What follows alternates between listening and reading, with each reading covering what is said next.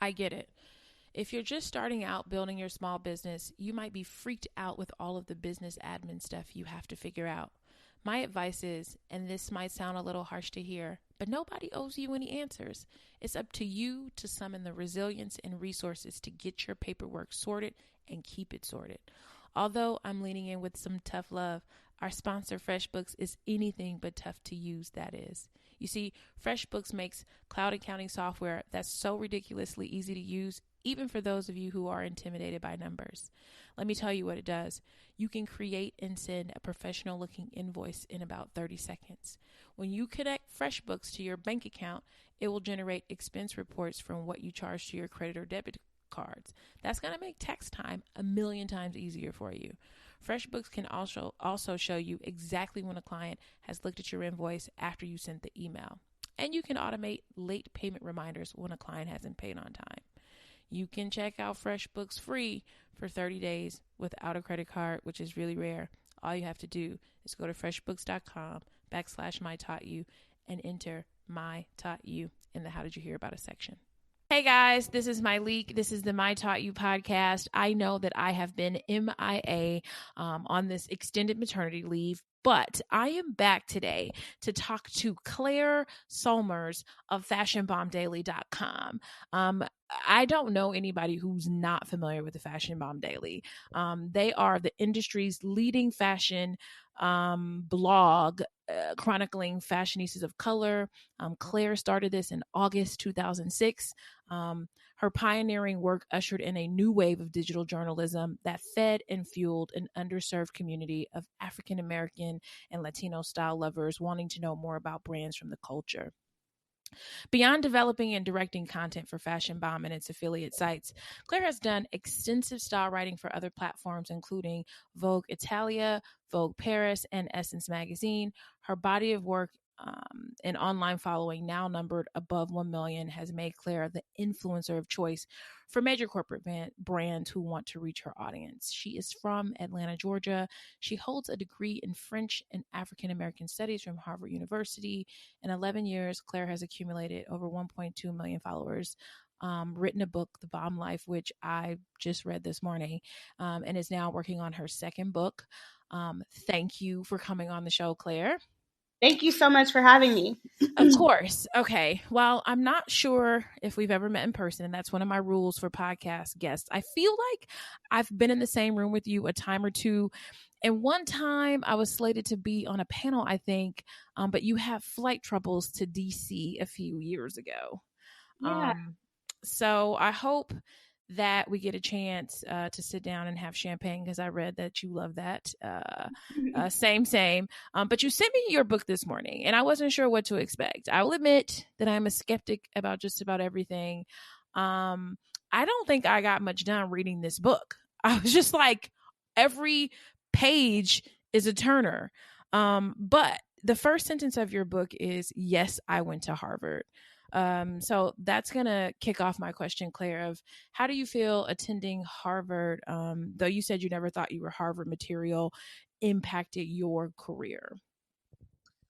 You know, I think as Black women striving to blaze trails in several different industries, you just have to come with all your guns ready to go, your artillery, drawn.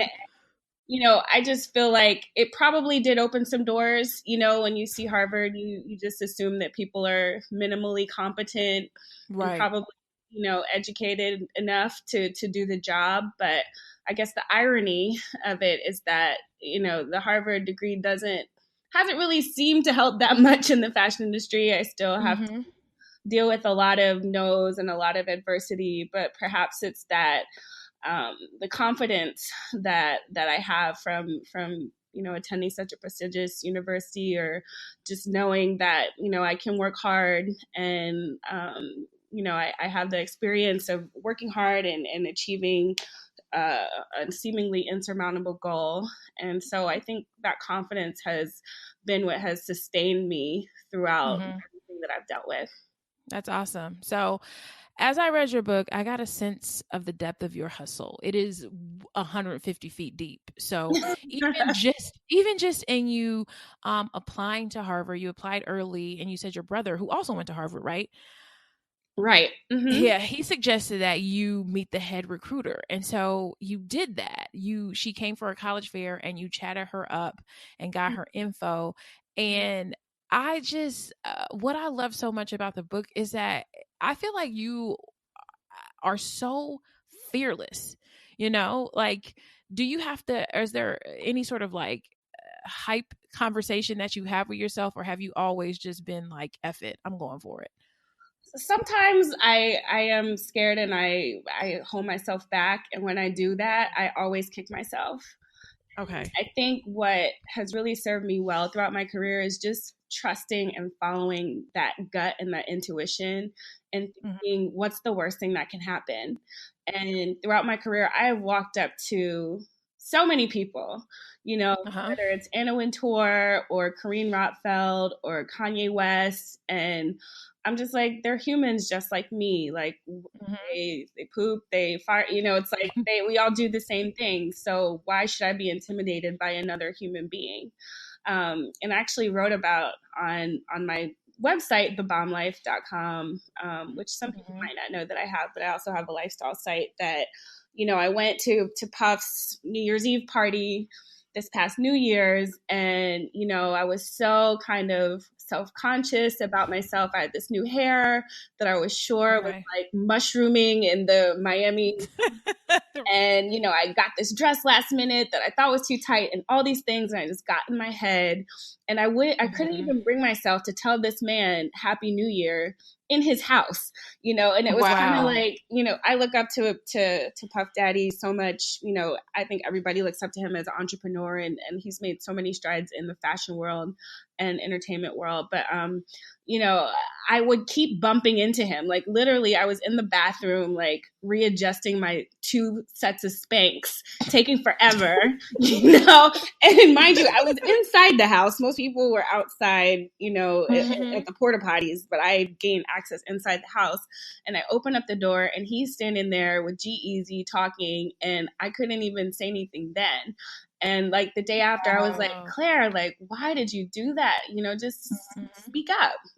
What's the big deal? And I ended up actually speaking to him, and it was fine. And when I was speaking to him, I was just like, I cannot believe this is happening. It was like having this out of body experience. But closed mouths don't get fed, and I think that you have to put your pride aside, you have to put your fear aside, and just go for what you want, and don't care about what people have to say about you. Like, even now, with our Fashion Bound Daily's Instagram being down, which I know we'll talk about later, I've had to really put myself out there as an ambassador and be like, need an ambassador? Pick me. I'm a great ambassador. Right. And all these people, like, somebody hit me up and they were like, I don't like how you're doing that, and people should come to you and all these things. And I'm like, at the end of the day, I get business from putting myself out there. At the end of the day, I get to the next step in my career by talking to this person. So get out of your head and stop thinking about like what could happen, the worst thing that could happen. Because a lot of times the worst case scenario never happens. And you're actually, pleasantly surprised by what does happen. So, I try to tell everybody to just say no to fear and be courageous and go for it. Because what else do you have to lose? You have nothing to lose. Yeah. You telling me about basically putting yourself out there as an ambassador reminds me of the story of the girl that called you a hood rat, a gate crashing hood rat. Is that malign? What? Sorry. Don't make me laugh. Yeah, no, I was reading that and I was just like, she didn't appreciate how you were going about getting into these shows.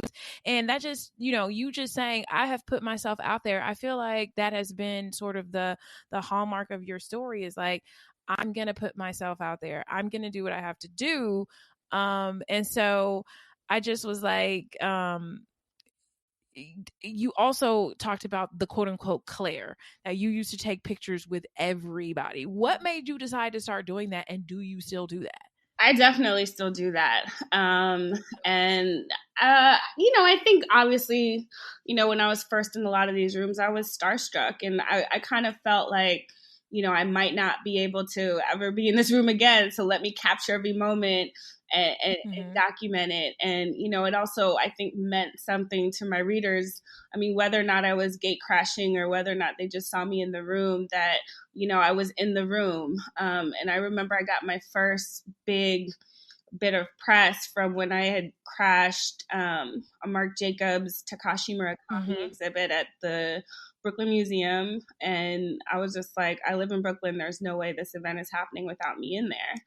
And I asked a Black stylist, if I could tag along with him. And he was like, no, which is a whole nother, issue that we sometimes have in our community. We're not willing to help each other out sometimes. Right. But anyway, sometimes. I got in there, and when I was in there, I was like on fire. I was like, picture with Kanye, picture with Marc Jacobs. I gave Anna Wintour my business card and spoke to her.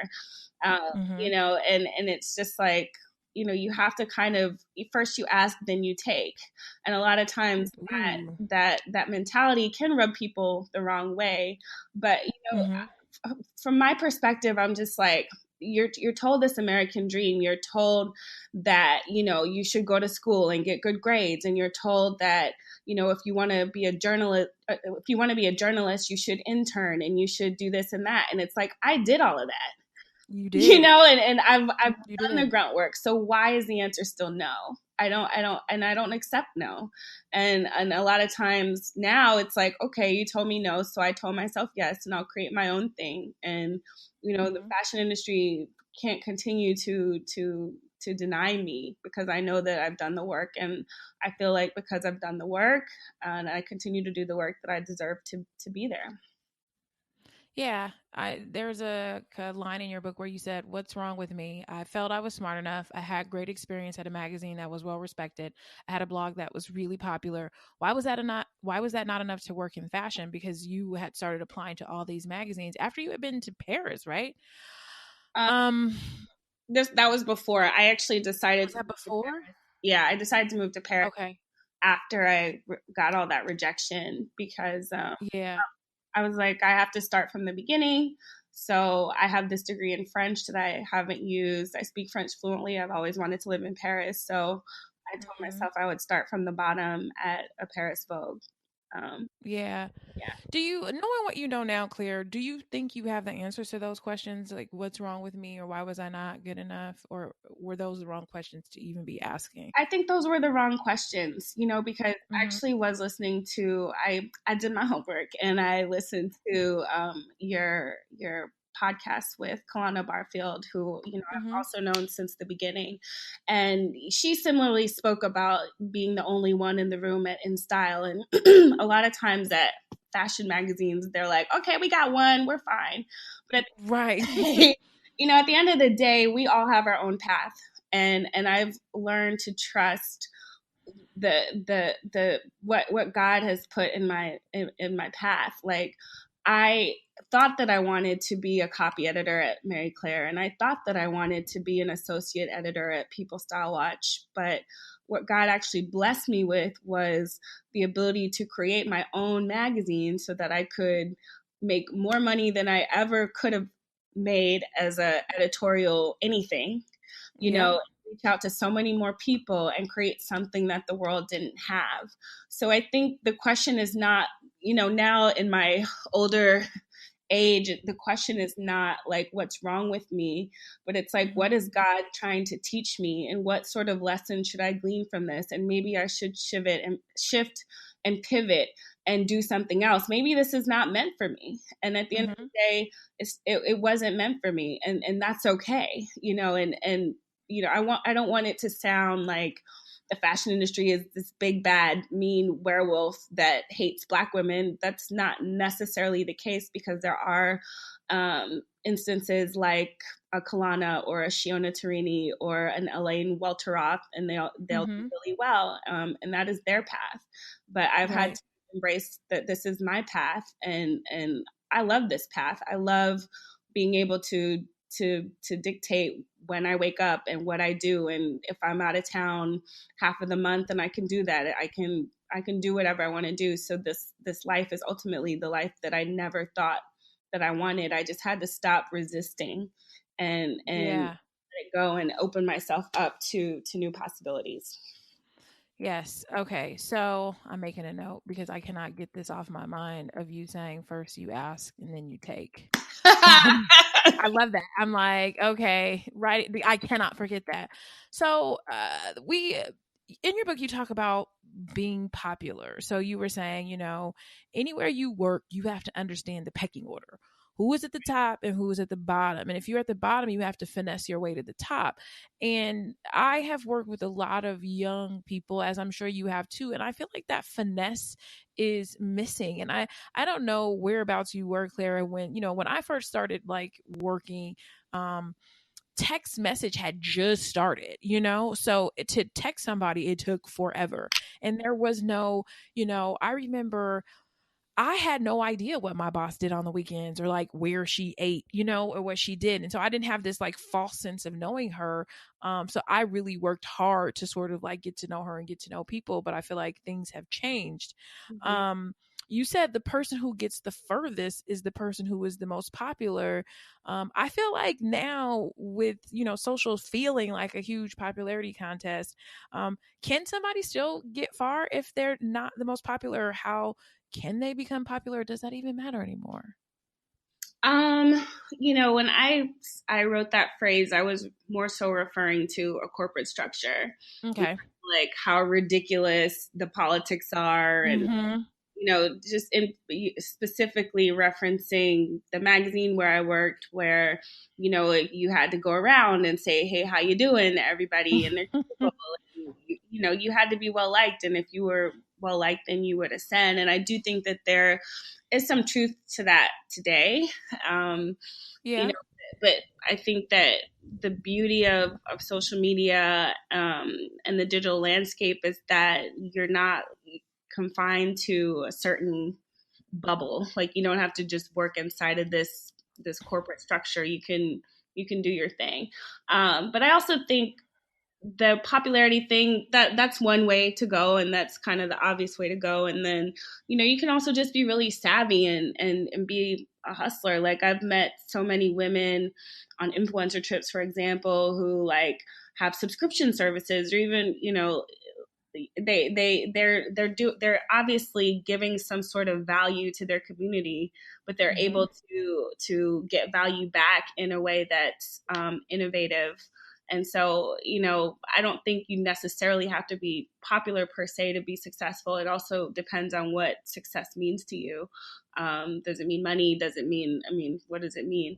And, but I think it's really about being savvy, Mm-hmm. and forward thinking, and thinking about what you can give, and what you're going to get in return. Yeah. I want to talk about your look a little bit, Claire. Okay. You noticed that it was holding you back at what point, Mm-hmm. I was so curious. I was like, for a girl who was as fashion obsessed as you are slash were, what was it like? What do you think happened? Like, how was that holding you back? And then, for those that don't know, tell us sort of like what you did to kind of get, because you definitely have this signature style now. And so tell us sort of like what the heck was going on back then that you were so fashion obsessed but kind of didn't have it together, what you did to sort of develop a signature style. Right. So when I was coming up, I looked up to women like Robin Gavon and Kathy Horan and Susie Menkes. These are fashion writers who were extremely brilliant, wrote about Okay. the shows, but if you Google them, none of them are fashion plates. Like, Okay, I didn't recognize any of them. So, okay. right. And Okay. I think Anna Wintour is Mhm. chic in her own way, but nobody would Right. be like, oh my God, Anna Wintour is best dressed, Right. woman in the Right. United States. No one would ever say that. And so Mhm. I think when I was coming up, I was just like, I of course love to shop and I love fashion, but I thought that my like what I had to say and my writing and research skills would outweigh anything exterior.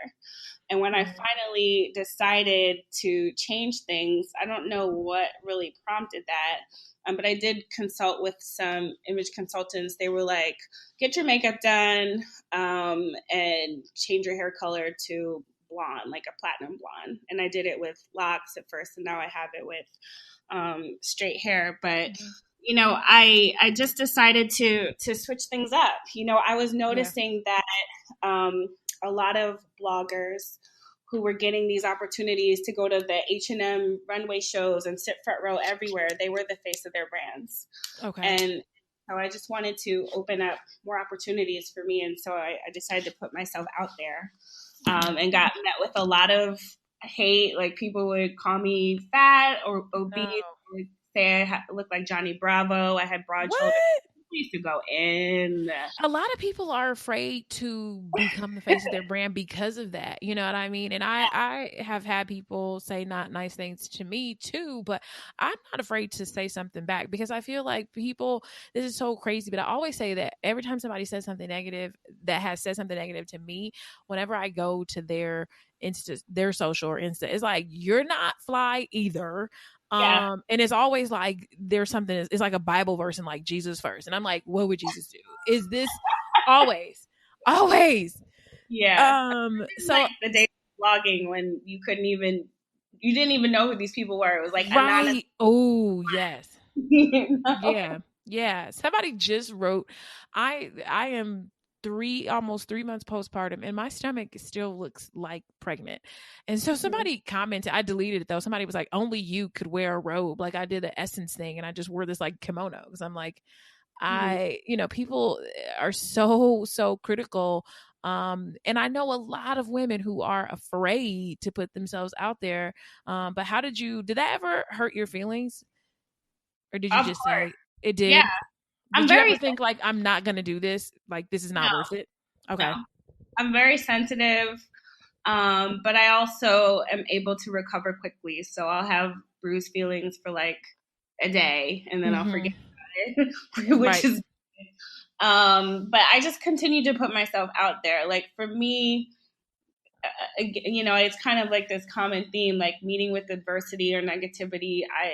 I don't let it faze me. If I want something, then I'm going to keep going for it, you know, and when you continue to go for it and put yourself out there, you'll find other women who relate to you, who vibe with you, who love what you're doing and get inspired to try out different things themselves. Like, I read that Queen Latifah's character in Girls Trip, her wardrobe was inspired by me. Like the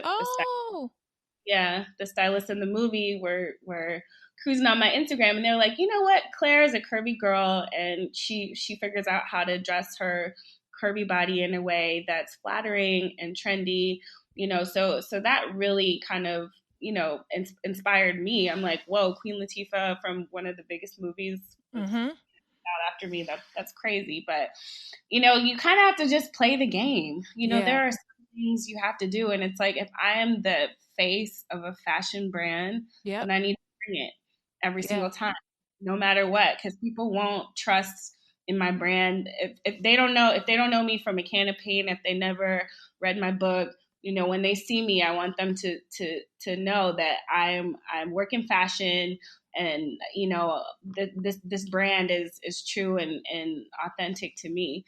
And you know, honestly, people in fashion obviously are so superficial. The minute I changed my look, I started to get all this great press. Wow. You know, and everybody's you know, want to get to know me. And then you're like, same girl, but now with the blonde locks. Yeah. Exactly. So it really is like extremely superficial. I'm sure you've seen this even at the BET Awards. The BET Awards are on Sunday. And you're like, here I am, worked all this time, and some chick from Instagram is walking the carpet. You know, what are her credentials? None. She's literally just cute. Yeah. No shade to her, but it's just like, you have to understand in entertainment and fashion that it's about the outer package, and with social media and all this stuff. So you just have to play the game. And sometimes people they think that they're like, oh, you just want to take pictures all the time, and oh, you just want to model and all this stuff. And it's like, I never came into this to model or to be like, a fashion plate. I came into this to write about diversity, to represent Black women in a positive way. I created Fashion Bound Daily because I didn't see enough bomb Black women in magazines. I wanted to create a place for us. And if I have to wear sequins all the time for you to pay attention to what I have to say, then that's what I heard that. So leaning on, so we were talking about social media. Your business Instagram was shut down recently. Sure was. Can you tell me? I must have started following your Instagram the minute I got on Instagram. And I always, saw the photos of like who wore it best, or, literally the moment. And I always would wonder, like, dang, the moment somebody would be at a show or something was happening, I always would catch the looks there. And so how long has your Instagram been down? What the hell happened? And what do we do? Is there... It's been down over a month, sadly. Yeah. And the culprit is, we have a lot of interns and independent contractors who, don't properly source pictures. And it's one of those things where if you're in the Tumblr land or the blog land, you think posting a picture you see on Google Images is okay. Right. People do it all day. They like, let me write some deep quote. I got this picture from Google. I'm going to repost it. What's the big deal? Yeah, that's what we thought, but it is a big deal. And there are some people out there, like before this incident happened, for example, we posted a picture of Future, and Future had posted the picture to his page. He didn't credit the photographer. Okay. But we just go in, we take the picture, we're like, oh, he's wearing a Givenchy sweatshirt. We do our side by side, keep it moving. His photographer, whoever took the picture, had all of their friends come comment on us, and like they were like, take it down, like why'd you put your logo on our thing? And we're like, we didn't even know this was your photo because Future didn't tag. So we ended up just taking it down because they were going ham in the comments. But like some photographers and some photo agencies are very, very like particular about people using the photos and paying for photos. And so we posted photos not knowing that they belonged to this company, and the company made all these reports. And so now we're just asking the company, like, can we pay for the photos?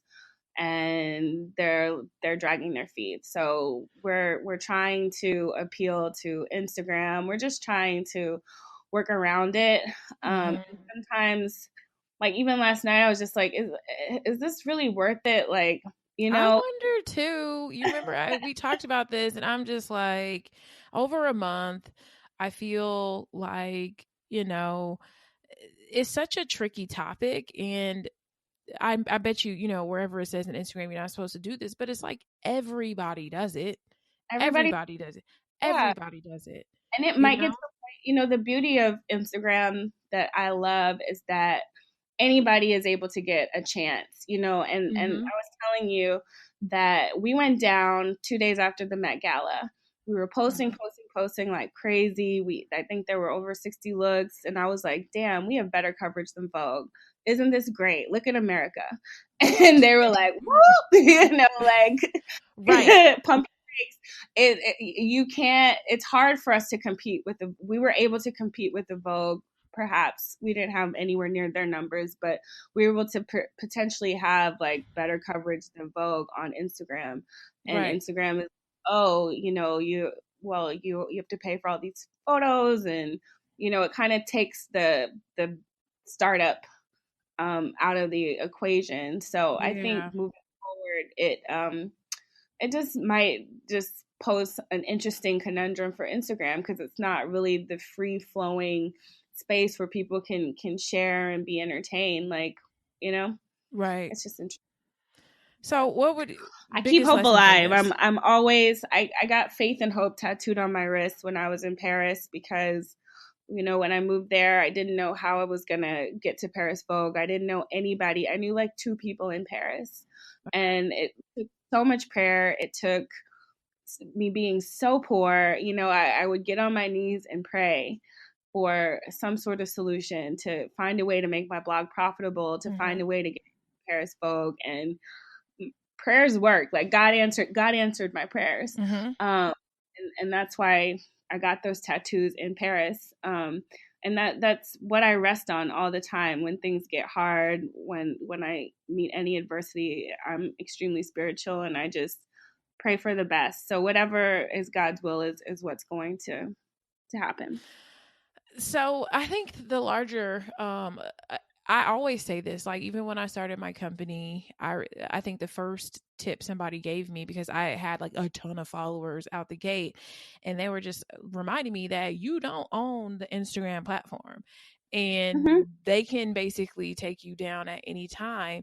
And so from that moment, I always, we try to release things through our newsletter, which sort of like people have to sign up if they want to know when we're having certain sales, versus putting everything on Instagram. But you and I were talking about like diversifying your income streams and not relying. So for young entrepreneurs who are young girls who are like slaying the gram, what else can we be doing besides just slaying the gram? Yeah, I think you have to find a way to own your audience, the way that you have a newsletter. I've spoken to Ryan Leslie, who has something called Superphone, where you have everyone's cell phone number and you can text them. Like, it's interesting. I just got a text from Fashion Nova the other day, and I'm like, I don't know if I ever gave Fashion Nova my phone number. Texting me about their sale. Like getting an app or something like this. Those are all things that you should do. You should definitely have a backup, and you should definitely have another way to access your viewer. And also, thank God we still have our website. We weren't paying any attention to our website, to be honest, but we still do have that. We still have a very strong following, 500,000 people on Facebook. Okay. So don't neglect the other, the other things you have going on. Like, pay as much attention to them as you do to Instagram.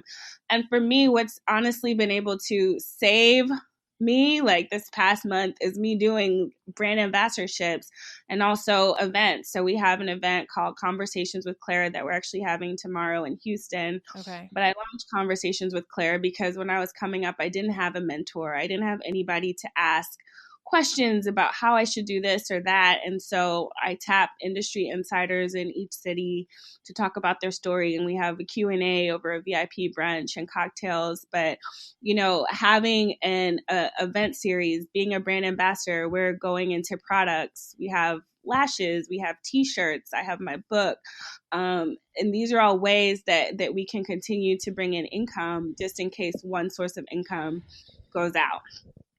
But I really do hope, I think a lot of people have been talking about Fashion Bomb. Like, I've clicked on some people's lives and they're literally talking about me. And I'm like, what? Like talking about me at conferences and stuff. Right. But, don't feel sorry for us. We're going to be fine. I don't claim defeat. I claim victory. And I really hope that it's a wake-up call. It was definitely a wake-up call to us. Okay. To just make sure that you back everything up and that you have everything on a platform that no one can take away from you, because customer service at Instagram is non-existent. They don't care about you. Right. Right. You're like, excuse me, Instagram. They have accounts with 100 million people. It's like, they don't care about your 1 million. I mean, they don't. Right. I mean, as I can tell, they don't care. They don't care. Were you the most successful sort of Black fashion blogger on Instagram? Because I don't even think, is there any Black blogger that has over a million followers? I think we're probably there are lots of Black fashion bloggers that are popping because of their style and their bodies and like this. But I think from a Black fashion website perspective, like we've been like kind of in a lane of our own for a really long time. Like, we don't have a lot of competitors, I would say there have been gossip sites that infuse a little bit of fashion, and we see that occasionally, but a site that does fashion all the time for people of color, we were the only one. Okay. I was so fascinated with your book. So for anybody who's listening to my podcast who haven't read The Bomb Life, is that what's the name? Is that the name of it? The Bomb Life? Yeah, it's called The Bomb Life, available on Amazon Okay. and fashionbombdaily.com. Okay, I was like, there's so many bombs. I'm like, do I have it right? But yeah, I thought it was so good. So many practical tips. So much tea. I really loved about. I loved tea about this boyfriend, which I am gonna spend a little bit of time on that. I was like, girl, I just kept being like, Claire, girl, what? I know. But there was a section that I think people who listen could really benefit from, and you were talking about how to act around celebrities, because there are many people who want to go into careers working with celebrities, and you tell this story about meeting Beyonce, and she had just finished getting a massage, she didn't have any makeup on, and though you would have died to take a picture with her, you just didn't do that. So can you give us some tips, for those people who listen to my podcast who want to go into working with or for celebs? How can we act? Because we see you doing the Claire, taking tons of pictures with them. What's the fine line? Yeah, I would just say to fall back, don't get too excited, and to see gauge the room. Mm-hmm. See if other people are taking pictures, see if other people are on Snapchat, and if they are, then it's probably okay. But I don't know. I would definitely say to try to trust your intuition. I personally, don't. One of my pet peeves is like when people just, even for like new makeup artists, for example, they'll be like, they'll just put me on their Snapchat Mm-hmm. without asking. Yes. You know what I mean? Or take a picture without asking me. And I'm just like, dude, just at least ask first. But in the Beyonce case, obviously she wasn't full blown makeup and hair and everything, so it would have been inappropriate. And then we were backstage, like Jay-Z was there, and I was probably staring at him like a weirdo. He was just like, he was just chilling, and like Blue was running around. I was like, oh my God, Mm-hmm. like get this on my Snapchat, like it would be popping. But then it's also one of those things where if they figure out that you're there, that there's a lot of trust that goes into um, celebrities, because we know there not everything is as it seems. Like there's a finished product that you see outside, and then there's the real people who are on the inside, and it's hard for them to trust people. I'm sure a lot of people have ulterior motives, or they want something from them. So I just think it's important to establish a trust, establish that you know how to keep your mouth shut, establish that you're not around to just gawk at them and take selfies all day long. Maybe you can work together one day, or maybe you can do a photo shoot, like anything that's work related, you can make that happen. But I think for any relationship, it's organic, and it involves trust and showing that you're not going to be one of those people who try to take advantage of them or tell their business, and just be cool. Just be cool. Yeah, there's a section about a guy that you dated, a relationship that you had. And what's so interesting, I don't know if you know Lovey, the blogger, but she has a chapter in her book also dedicated to like this particular guy. And I can relate. You are successful. You read the statistics about Black women. How many of us never marry and all this good stuff. And in some ways, you get desperate. So I read it. I don't even want to. I mean, I was just so fascinated by all of this. This guy went to Harvard, but he was a mess. What a lot of people ask me about being able to date because you're successful now, and I noticed that you don't share, the person that you're dating on social media. How are you better now with dating, Claire? Like, and I would encourage anybody to sort of read it. It's such a fascinating tale because he was like wearing your clothes. I'm like, Claire, Oh yeah, what is happening? down to my fur coat. He Yeah. was wearing your clothes, going to events with you. And a lot of us, sometimes we think it's cool, like, oh my God, my man supports me. But I was through when he comes to town and you quit your job because you're like, I'm gonna boo up because I love my man. Yeah. I think I did a lot of things wrong in that Yes, yes. relationship. And as you mentioned, like a lot of times, if you're in your 30s, you're like, I'm ready. I want to have a Yes. baby. We don't want to be that statistic, I guess. You're all about work and you don't have a family life. Like, I definitely want to have that balance. And because he was saying all the right things and because about marriage, I was like, okay, this is the one, and I'm going to stick it out with him. But it's similar to with celebrities and how like you have to show them you don't have ulterior motives. You have to make sure that anybody that you bring around, not just boyfriends, but even new friends. I don't believe in the Drake no new friends thing, but I think that you have to suss out if people are there for you or if they're there for what you can give to them. This guy, he told me, when I first met him, he was like, I didn't know who you were when I met you, kind of as a way to be like, well, I don't have any motives, but he did, like he spent all my money. He And when he's going wanted to be on the beach on the red carpet, posting pictures on his Facebook, like not like he just got himself there. Like, I hustle my way to this event, not that, honey, I got you in. Right. There are a lot of people who want the limelight. They want all the glory, but they don't want to do any of the grunt work. And he was one of those people who thinks our job is literally to go to parties and drink Ciroc all day when it's like we wake up every day. Like, I work like a mad woman, and you do too. We work really hard, and all of these parties that we go to are the cherry on top. That's not the job. That's like the end result of us doing all this work for years and years and years. But he would go to parties and actually asked to pose for pictures with like Billy Farrell Agency and Getty and get into fights and all this stuff. Taking his shirt off now, like I was like, oh, he is something. Yeah, but now I've learned a lot, and my man that I'm dating now, it's always a red flag to me if somebody always wants to be your plus one.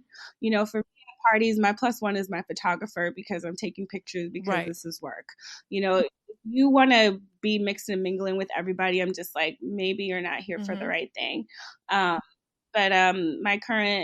the man I'm dating now, he hates going outside. He doesn't like pictures. He's not he's not into that, and he's really about supporting me and making sure that I'm a better person and making sure that I'm flourishing. And it's so important to just be so selective about who you let in your space. To do what we do, to be successful, you have to have positive energy. You have to be, in a good vibration. You have to have people you can bounce ideas off of who can actually inform you so that you can be a better person. So if there's anybody in your life who is toxic, who puts you down, who makes you feel less than, get rid of them, whether it's a friend, family too, or a for real friend, Yeah, I have some family members that I'm just like, I'm good. I love you from a distance. I'll see you at Christmas and Thanksgiving, but I'm not going to hang around you because you don't believe in my dreams. And I don't have time for people that I love to be around me telling me that I can't do what I set my mind to. I don't need a, yes men per se, but you do need people who will support you and then also check you when you're a little bit crazy, but more times than none, they are your biggest cheerleader and they want to see you win.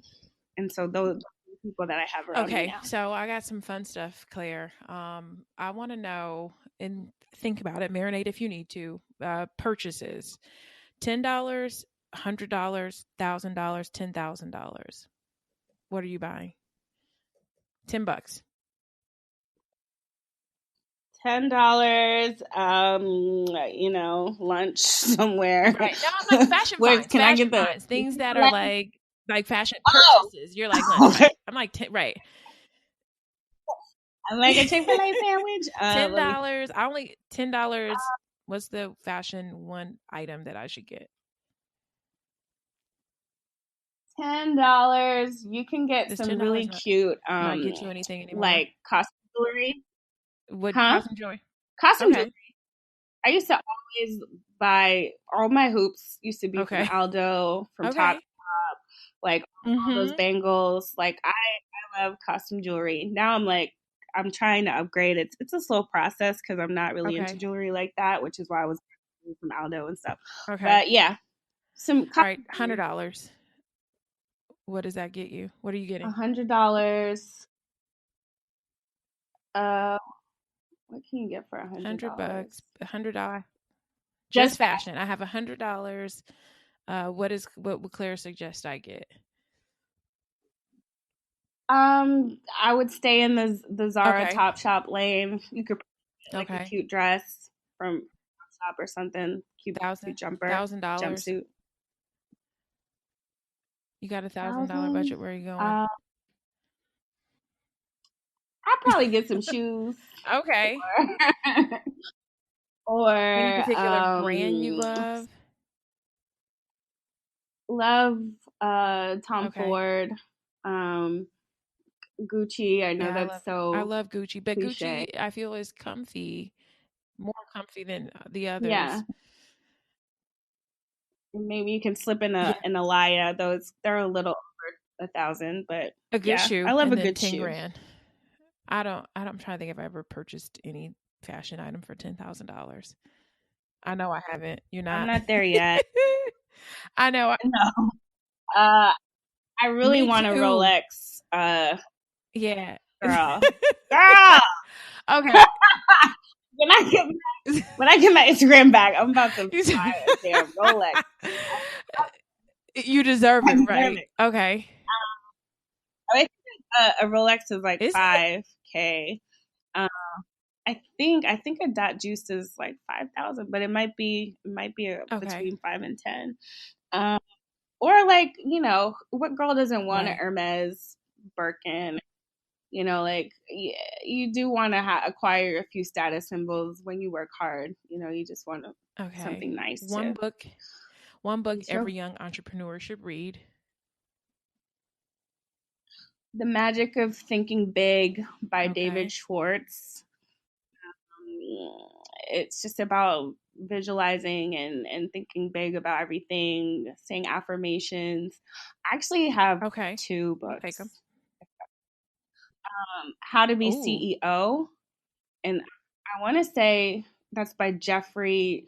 I don't know if I'm confusing the authors' names. I think this one might be by okay. Jeffrey Schwartz or something like that. But my brother got me that book. It's a very short book. They're probably about 2 or 3 pages in each Okay. chapter, but they're very succinct lessons. And one that sticks out to me is, one of the greatest baseball players. He simply batted more than Wow. his competitors, and it's about working. You Mhm. just have to do the work. Like people don't understand that there are no shortcuts. If you're not blessed with the talent, you can just work hard and work harder than everybody else. Yes, for Outwork real. everyone. Okay. That's Vacation. how you. Favorite Yeah. place in the US and outside of the US? Where are you going? Where are you and Bay going? I My guess Miami. I mean, Yeah, yeah. I don't think. Miami. Yeah, Miami. I mean, I just love like a nice beach. Can we count Hawaii counts Hawaii? too. I love New Orleans, which cracked me up when you that your whole meeting this guy was in New Orleans. New Orleans is such a great town. I love it. New Orleans is fun, but I It's I like had bad luck no in New mas. Orleans. So Okay, Miami or Hawaii, and then out of the country, where are you going? out of the country, Oh, I've never Mykonos. been. Okay, so Claire, before I go, I'm gonna close this by reading one of your Dear Claire letters. But is there anything you want to tell us? Tell us where to find you. We're gonna be rooting for your Instagram to come back up. Um, Thank, but in the meantime, thank. what should we be doing to keep up with you? To keep up with Fashion Bomb and all these hot outfits that we got so used to seeing. Okay. Well, you can follow me on Instagram at Claire Sulmers. We also started a backup page, Fashion Bond Daily Mag. We have events that are traveling around the country. We have one tomorrow in Houston, so you can follow us at Conversations with Claire. Also, fashionbonddaily.com, thebombwife.com, and find Fashion Bond Daily on places. Facebook. So I'm going to close this. Thank you so much, Claire. And I love at the end of your book, you have these letters to yourself. And so I want to share with everybody this last letter that Claire wrote. She says, "Dear Claire, don't be so hard on yourself. You're great. Sometimes you will fall short. It's okay. Pick yourself back up and try again. Whatever you are not the best at, you can learn. Read books, take classes, and watch videos. If at first you don't succeed, try and try again. The most successful people are the most confident, not the most competent. So believe in yourself first, and the world will follow." Thank you so much. Thank you.